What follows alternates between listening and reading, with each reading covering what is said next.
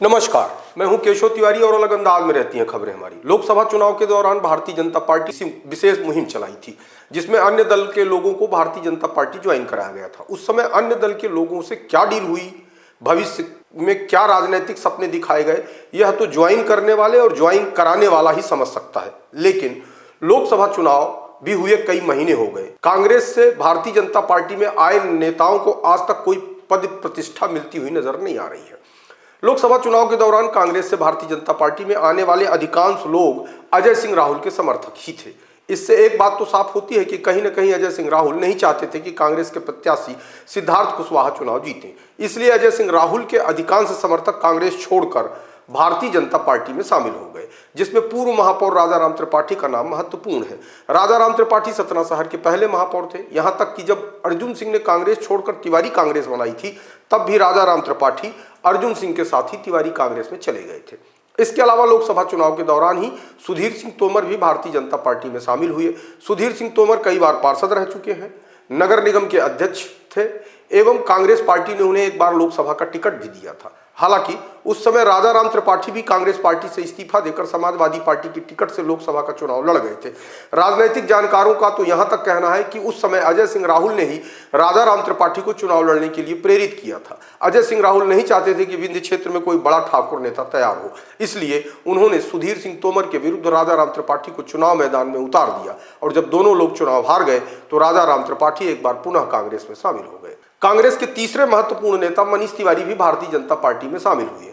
मनीष तिवारी युवक कांग्रेस के अध्यक्ष रह चुके हैं। कांग्रेस ने उन्हें एक बार महापौर की टिकट भी दी थी, लेकिन मनीष तिवारी उस समय बहुजन समाज पार्टी के प्रत्याशी पुष्कर सिंह तोमर से चुनाव हार गए थे। इसके अलावा कांग्रेस के रविंद्र सिंह सेठी भी लोकसभा चुनाव के दौरान ही भारतीय जनता पार्टी में शामिल हुए।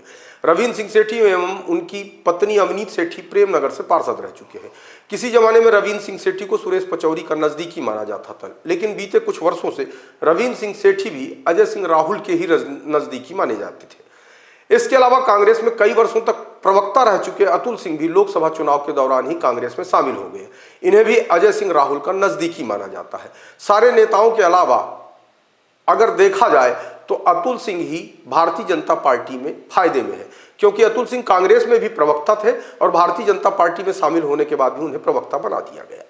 कुदरतुल्लाह को छोड़कर लोकसभा चुनाव के दौरान सतना शहर के जितने भी कांग्रेसी भारतीय जनता पार्टी में शामिल हुए, उनके ऊपर कहीं न कहीं अजय सिंह राहुल की ही छत्रछाया मानी जाती थी।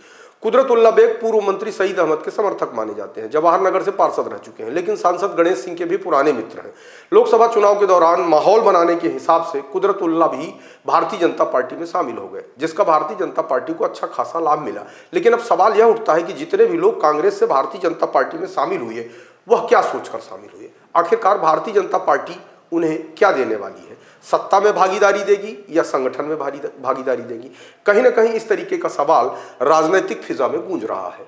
अभी कुछ दिनों पूर्व मध्य प्रदेश में मंत्री रह चुके भूपेंद्र सिंह ने भी कांग्रेसियों को लेकर अपनी तल्ख टिप्पणी की थी, जिसके चलते पूरे प्रदेश में जो कांग्रेसी भारतीय जनता पार्टी में शामिल हुए, वे कहीं ना कहीं अपने आप को असहज महसूस कर रहे हैं। फिलहाल सतना जिले में इस तरीके का कोई बयान नहीं आया है, लेकिन भूपेंद्र सिंह ने जिस तरीके से कांग्रेसियों के संबंध में बयान दिए हैं, वह कहीं ना कहीं कांग्रेसियों के मन में एक अजीब सी घुटन और बेचैनी जरूर पैदा कर रहा है।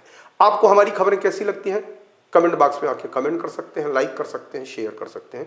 और यदि आपको हमारी खबरें अच्छी लगती हैं तो विशाल खबर चैनल को सब्सक्राइब कर हमें अपना आशीर्वाद जरूर प्रदान करें।